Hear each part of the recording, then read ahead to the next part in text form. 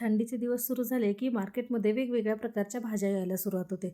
त्यामध्ये स्पेसिफिकली थंडीमध्ये आवर्जून मस्त असा फ्लावर आपल्याला भेटतो.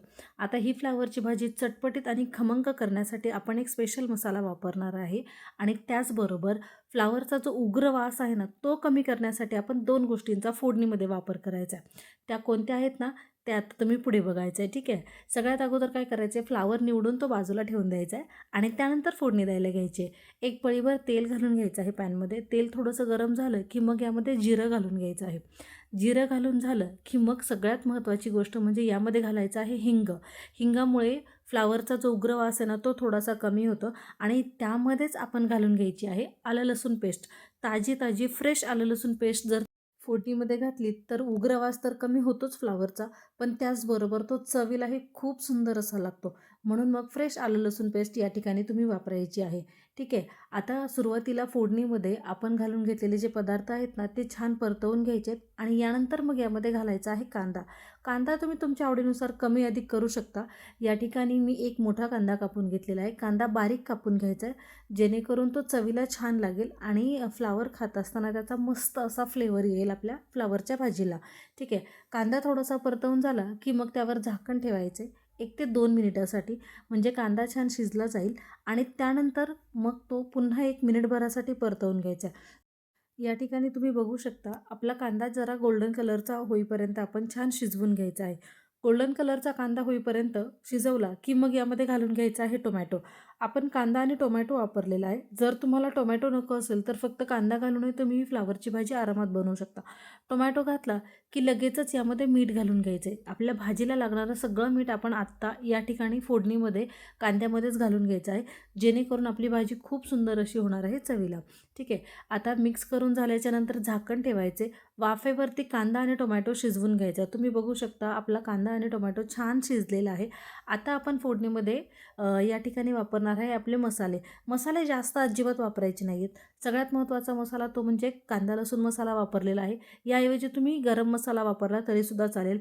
हळद वापरायची आहे आणि हा आहे आपला स्पेशल मसाला, तो म्हणजे पावभाजी मसाला. अप्रतिम चवीची होते आपली फ्लावरची भाजी.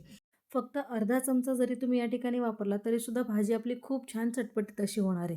आता यामध्ये लगेचच मी थोडीशी फोडणीमध्येच कोथिंबीर घालून घेतलेली आहे. मग ती छान परतवून मिक्स करून झाली की मग यामध्ये फ्लावर घालून घ्यायचा आहे. मी या ठिकाणी अर्धा किलो फ्लावर वापरलेला आहे. तुम्ही तुमच्या आवडीनुसार गरजेनुसार कमी अधिक करू शकता, काही प्रॉब्लेम नाही आहे. ठीक आहे. आता फ्लावरला छान आपण ज्या भाज्या परतवून घेतल्यात ना, त्या मिक्स करून घ्यायच्यात. मस्तपैकी त्या अगदी कोट झाल्या पाहिजेत आपल्या फ्लावरला.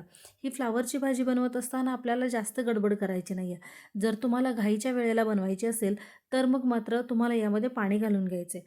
पण पाणी अजिबात थंड वापरायचं नाही. फ्लावर परतवून घेताय तोपर्यंत लगेच दुसरीकडे पाणी गरम व्हायला ठेवून द्यायचं छोट्याशा एखाद्या पातेल्यामध्ये आणि साधारणतः अर्धा कप पाणी या फ्लावरला शिजण्यासाठी पुरेसं होणार आहे. मी पण तेच केलं होतं. एका बाजूला लगेचच पाणी गरम व्हायला ठेवून दिलं होतं. आता पाणी गरम झालेलं आहे तर मग मी लगेचच यामध्ये पाणी घालून घेणार आहे. पाणी मी गरम करून वापरलेलं आहे. साधारणतः अर्धा कप मी पाणी यामध्ये वापरलेलं आहे. पाणी घालून झाल्याच्यानंतर लगेचच झाकण ठेवायचे. 2-3 मिनिट शिजू द्यायचे. झाकण काढून पुन्हा एकदा मिक्स करायचे आणि पुन्हा झाकण ठेवून मग आपली भाजी शिजायला ठेवून द्यायची. एकूण 5 ते 6 मिनिटामध्ये फ्लावर शिजून अगदी तयार होतो. तुम्ही बघू शकता मी या ठिकाणी 6 मिनिट फ्लावर शिजवून घेतलेला आहे. अगदी छान शिजलेला आहे. मऊसूत शिजून तयार झालेला आहे. आता यामध्ये आपण घालायचं आहे कोथिंबीर पुन्हा एकदा. कोथिंबीर वरून पुन्हा एकदा घातली ना की तिची चव तर छान येतेच, पण ती दिसायला हे अगदी सुंदर अशी दिसते. म्हणून मग थोडीशी कोथिंबीर नंतर शेवटी वापरायची आहे. तुम्हाला नको असेल तर तुम्ही फक्त फोडणीमध्ये वापरलीत तरीसुद्धा चालेल, काहीच हरकत नाही आहे. आता आपला फ्लावर तयार झालेला आहे. जर तुम्हाला आजचा व्हिडिओ आवडला असेल तर नक्की लाईक करा. तुमच्या फ्रेंड्स आणि फॅमिलीसोबतही शेअर करा आणि तुम्ही फ्लावरची भाजी कशी बनवताना हे मला कमेंट करून सांगा, जेणेकरून मी पण तुमच्यासारखी फ्लावरची भाजी नक्की ट्राय करेल. आता सर्व्ह करण्यासाठी आपला फ्लावर तयार आहे.